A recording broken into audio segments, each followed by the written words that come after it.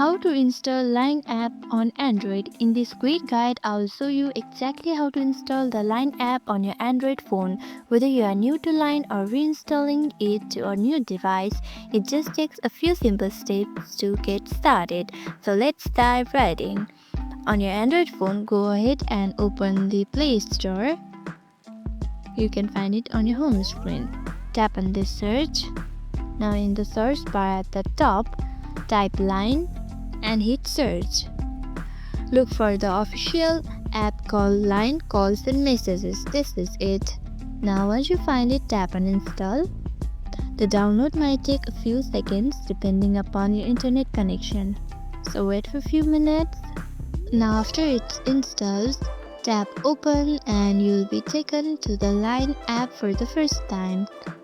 And that's it, you have successfully installed the Line app on your Android device. If this video helped you, be sure to like, subscribe and hit the notification bell for more tips and tutorials. Thank you for watching.